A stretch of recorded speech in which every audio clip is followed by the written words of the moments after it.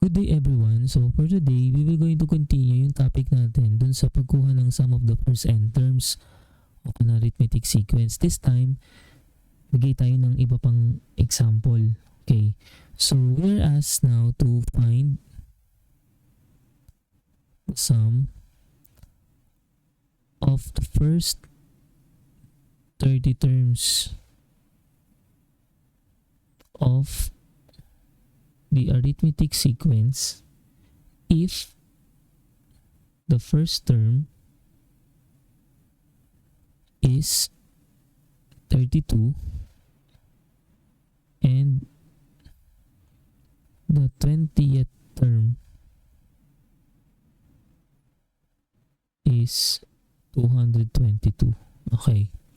So, i-analyze na muna natin yung question bago tayo mag-proceed sa solution. Okay. So, ang tinatanong is yung find the sum of the first 30 terms. So, babox ko siya. Oops. Sum of the first 30 terms. So, may idea ka na. Ang hinahanap mo is yung sum of the first 30 terms of the arithmetic sequence. So, may idea ka na din na yung sequence is an arithmetic sequence. But may condition, no? Sabi dito, if the first term is 32. So, isulat muna natin yung mga information na meron tayo. Okay, so first term daw is 32. Okay, and the 20th term, so 20th term, ganyan siya, no? 20th term is 222. So, meaning 20th term is 222. Okay. So, ayan. So, what's next, no? So, obviously, hindi natin agad pwedeng i-apply yung formula natin for sum. Okay, so, kailangan muna natin siyang gawa ng ibang solution. Okay, so, first thing na gagawin natin ay kailangan muna nating malaman yung common difference. Okay, so ano ba yung common difference ng 32 tsaka ng 222? So para malaman natin yun, gagamitan natin siya ng formula. So yung formula na gagamitin natin, that is a sub n is equals to a sub 1 plus quantity n minus 1d. So, ayan. So bakit ito yung formula na gagamitin?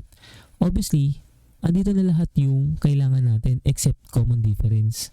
So, bakit? Kasi dito nakasabi yung a sub 20 daw is 222. So, ibig sabihin kung gagawin ko tong a sub 20, ito.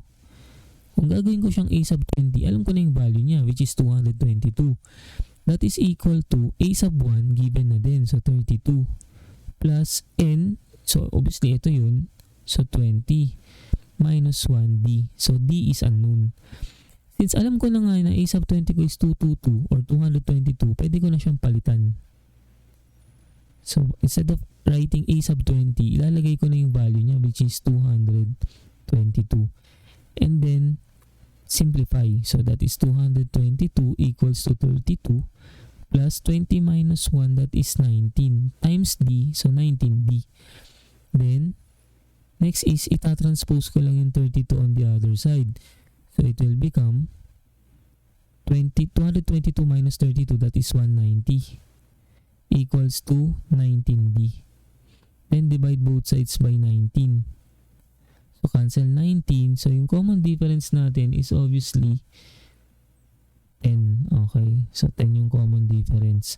So, ang tanong, para saan yung common difference? Bakit kailangan natin yung kunin? Okay. So, kailangan natin yung common difference kasi para makuha natin yung okay, tama. Yung a sub 30. So, ang tanong, bakit natin kailangan makuha yung a sub 30? Kasi yun yung tanong dun sa sum, di ba? 30 terms. Ayan o, first 30 terms.